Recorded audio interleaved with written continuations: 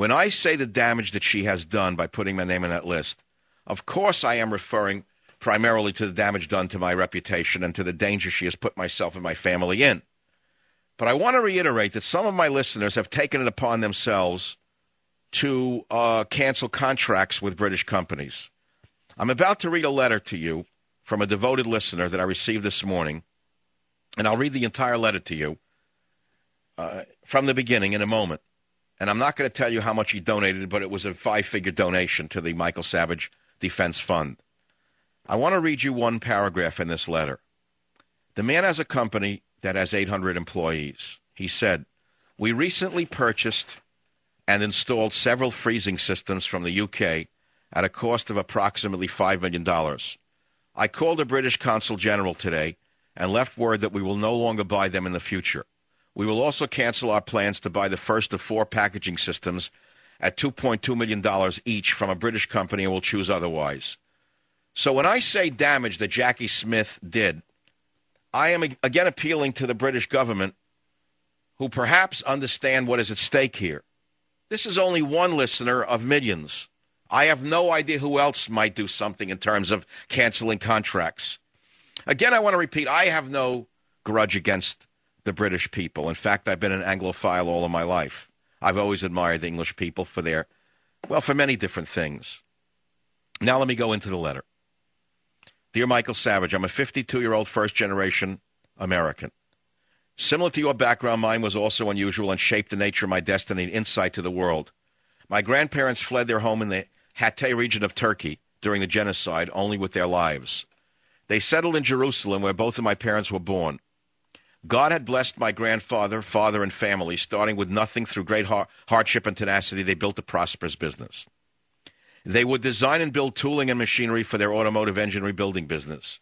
They had contracts with all the major bus companies throughout Palestine, Nazareth, Bethlehem, Beersheba, and many more. My father, always with great foresight, was fed up with the fighting which led up to the partition of Palestine and the formation of Israel. Their business was at the center of a no-man's land. They were fired upon from both sides. We believe the formation of Israel was a fulfillment of biblical prophecy. However, being Armenian, this was not our fight. My father quickly and with stealth moved the shop to Amman, Jordan, where it continued to do well. Ultimately, my father dreamed of coming to this great country, and in 1948 he moved his new wife and baby. He knew this nation was unique and special. My mother and father had raised 7 children. My father started at least a dozen businesses, not all successful. All the way teaching my brothers and me what it took to be an entrepreneur and build a business. We struggled very much. My father, brother, and I started a bakery in 1978 with meager resources.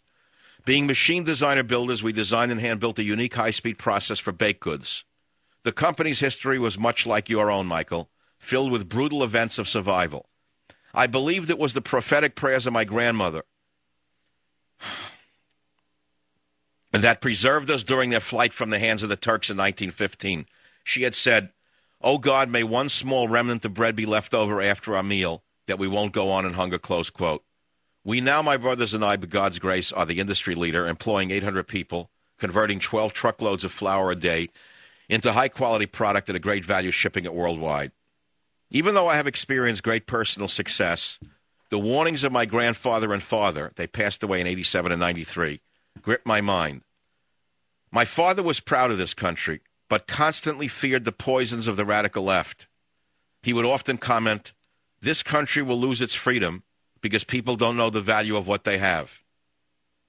My grandfather in the 1960s was horrified to see some of the most radical Muslims he knew from the old country now living in the United States. Shocked that such people would be permitted to enter the country, he would say, "Someday these types of people will burn this country to the ground. We'll be like sheep for the slaughter," close quote. I and my family have worked so hard to build a future. I, like yourself, fear for my family's future. I see what is rapidly coming. God is our only hope. Michael, God put you in the place you are in for a reason. Much like he put Queen Esther in the court of Xerxes to save his people from Haman, I know he has a plan for you, and I will continue to pray that he strengthens you and restores the courage that he has blessed you with. You may not believe it, but you are part of God's plan. Your boldness, fearlessness, and righteous indignation are unmatched. Michael, I beg you not to give up your fight. I have been listening for nearly 6 years. I don't miss a word of your show. I quote you constantly throughout the day. They call me Steve Savage. Your fight is my fight. Again, I am reading from a letter from a listener who made a Major League five-figure donation today to the Savage Legal Fund. He said, we recently purchased and installed several freezing systems from the UK at a cost of approximately $5 million. I called the British Consul General and left word that we will no longer buy them in the future. We will also cancel our plans to buy the first of 4 packaging systems at $2.2 million each from a British company and will choose otherwise. I am sending the Thomas More Law Center a large donation for your defense fund. It's the least I can do, considering the dangers you put yourself under daily. Michael, I know you don't know me, but I love you as a brother. You are like my father and grandfather, all in one. You are the only one fearlessly claiming the truth, no matter how ugly. I would be honored if you could meet me, if I could meet you sometime when this current battle is under control. Truly, it's a dream of mine. I want to say much more, but I am a schmendrick on the keyboard. Godspeed, Michael. That came to me from a listener who will remain anonymous today on the Savage Nation. I'll be right back. Savage.